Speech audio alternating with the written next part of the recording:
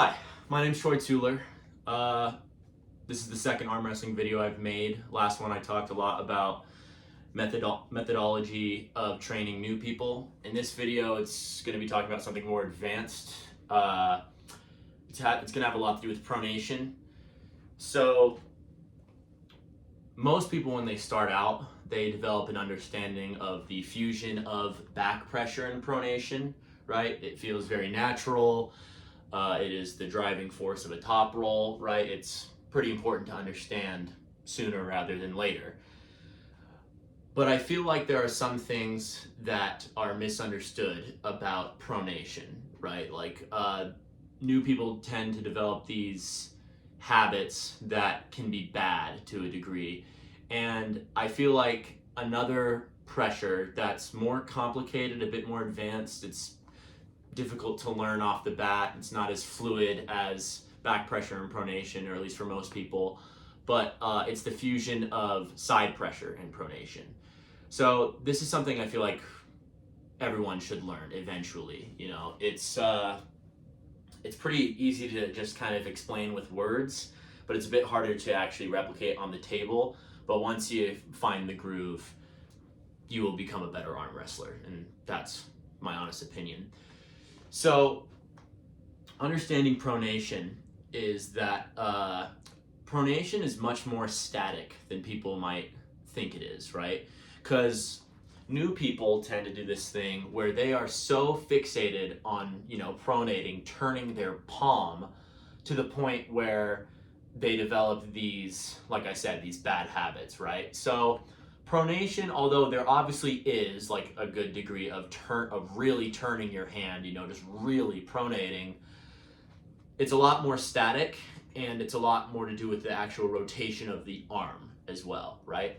So let's talk about some of the bad habits that people tend to fall into when talking about pronation, right? So one of them is that, like I said, since they're so fixated on just turning that palm as much as possible to, just crack back their opponent's wrist, they tend to give up something that is very important. So I don't have another person here, so I'm going to pretend like as if I'm grabbing onto another guy. And let's say I'm doing like just that posting top roll. I rock back, I apply that back pressure, but once I start pronating, and this is like, a newbie, their containment fingers, their pinky and their ring finger, kind of fall off the back of their opponent's hand, which to me is a bad habit. I don't think that's really proper form. It's a bad habit, right? And that's because your containment fingers are extremely important. You want to make sure that those are maintaining control of your opponent's back pressure and pronation, right? So to avoid doing that, you have to avoid over pronating, right? You have to avoid turning your palm too much to the point where you are slipping off the back of their hand. Now in the straps, it might be a little bit different since, you're not really holding on as much, and you might want to kind of create that torque through the straps. But even still, I feel like there are moments where you are also still turning your arm a bit more so, right? Which I'll get more into detail with in a moment.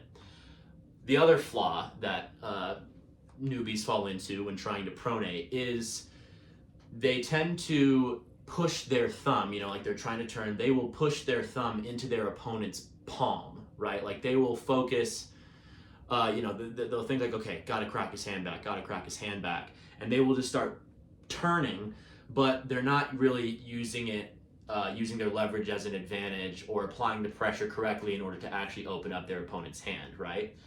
Now, with back pressure and pronation, it's a lot easier, and they get that feeling of, okay, go backwards, apply more pressure into your opponent's hand and wrist, and combine that with the pronation to crack their wrist back, right? But side pressure and pronation is, like I said, a bit more complicated, and if done incorrectly, you are more likely to make the mistake of falling into those flaws, right? The over pronated or the pushing into the palm thing, right?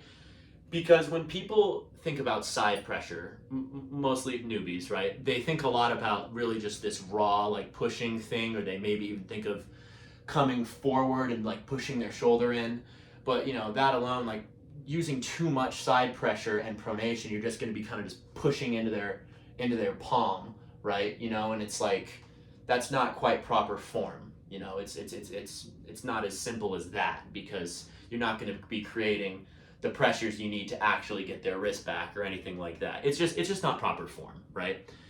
So to understand how to do the combination of side pressure and pronation properly, we need to understand, like I said earlier, the rotation of the arm and the static pronation, right? So let's go back to that top roll.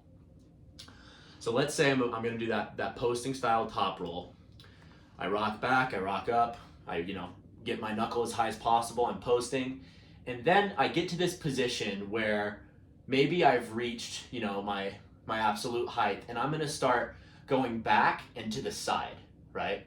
So like I said, I don't think it's proper form to just turn out so much to where you basically just lose control of your opponent's hand, right?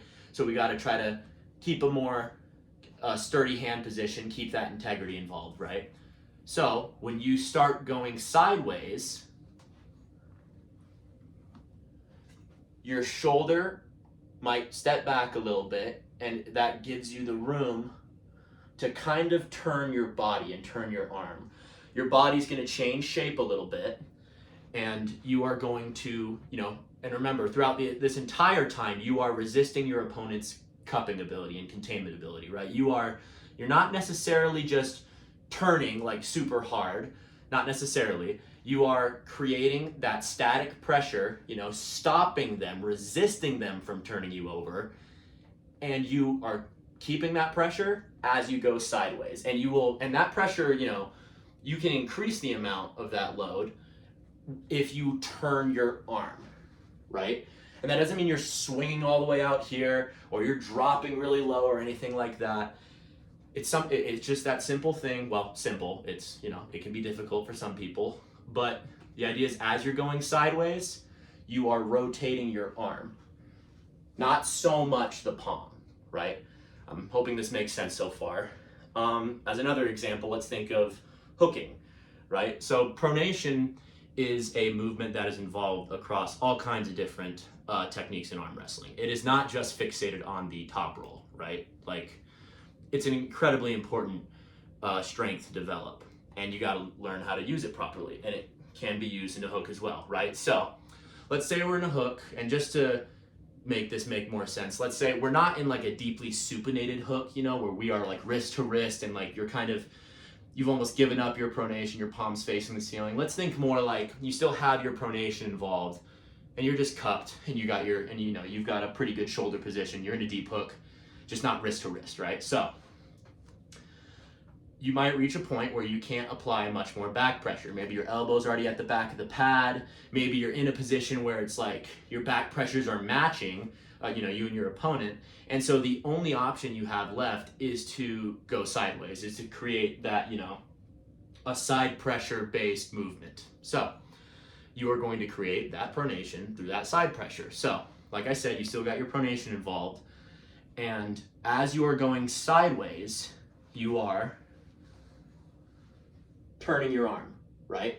So like I said, you're not necessarily just trying to just turn your wrist like that, because trust me, if you don't know this already, trying to go from that deep of a hook to that much of a top roll is very difficult. Unless you are significantly stronger than that person, then we wouldn't be having this conversation, right? You got to be John Brzenk level of hand strength and transition, fluidity in order to pull off something like that, which probably isn't the case, sorry. But the idea is that instead of trying to turn your palm like so much and try to go from that this in the hook position, you are, as you're going sideways, right? Like I'm still applying the back pressure. It's not like I'm just giving up back pressure completely. Back pressure still being applied, but as you go sideways, you are rotating your arm. And once again, keep in mind, you are not backing your shoulder up so much to where you're giving up your shoulder, because you still want to maintain those inside pressures. You want to keep your shoulder involved, keep this tight angle. It's just as you go sideways, you are turning your arm. You are kind of backing the shoulder up, maybe just a little bit.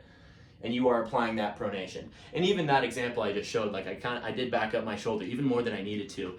You could, like so, you see how tight my shoulder is still to my arm, but I go sideways and you see my bone is turning, right? I'm not necessarily going like that, I'm rotating my whole body, right?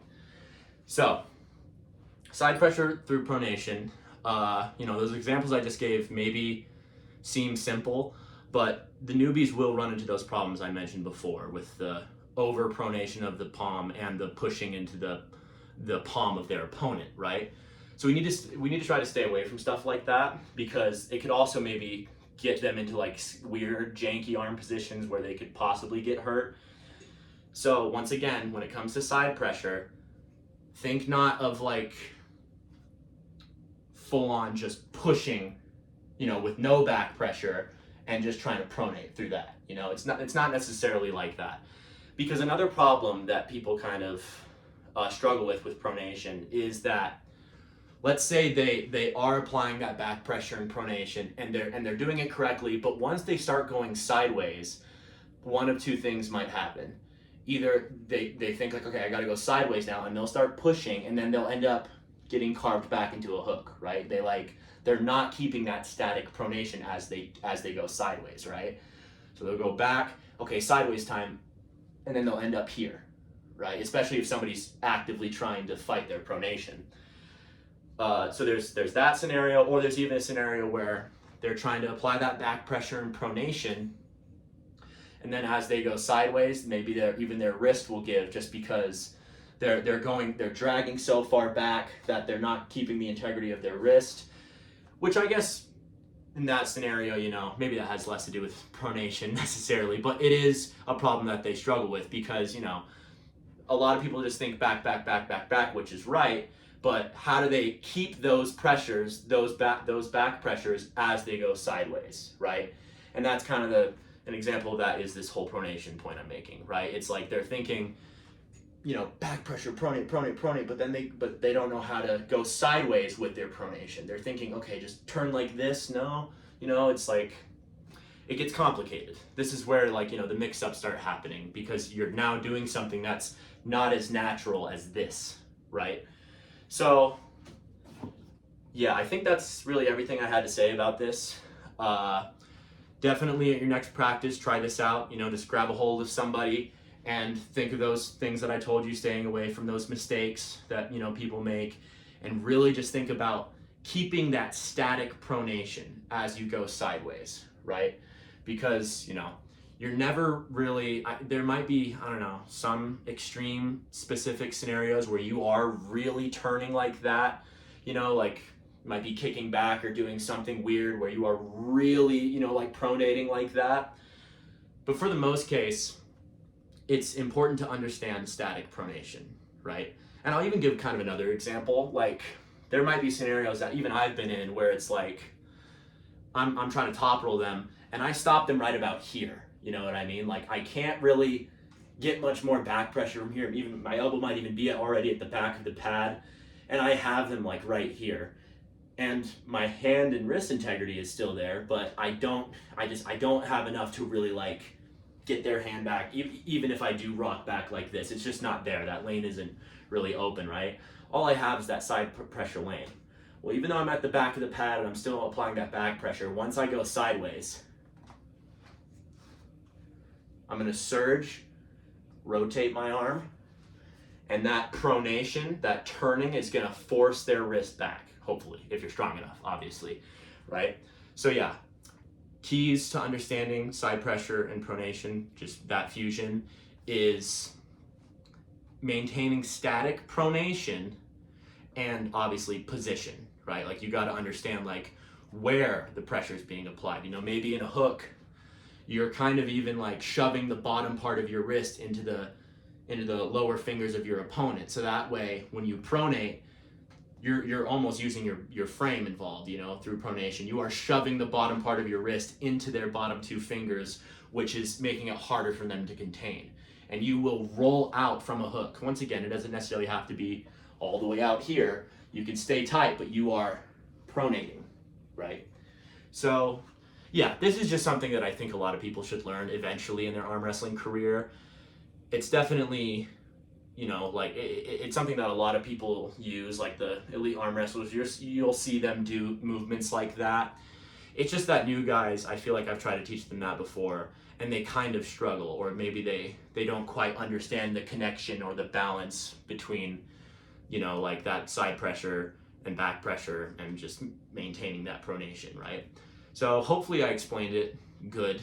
That's really all I have to say for now, I guess. I'm probably going to make more arm wrestling videos in the future. I don't really know. I kind of came up with this because, you know, I was thinking about the last video I made talking about, you know, the posting top roll, and I was thinking a lot about pronation, and I figured this would be a good video to make. But if I think of anything else that I want to share my thoughts on, or just something that I feel like people maybe misunderstand, I don't know, just whatever, I'll probably make another video. But, you know, we'll see. But for now, thanks for watching.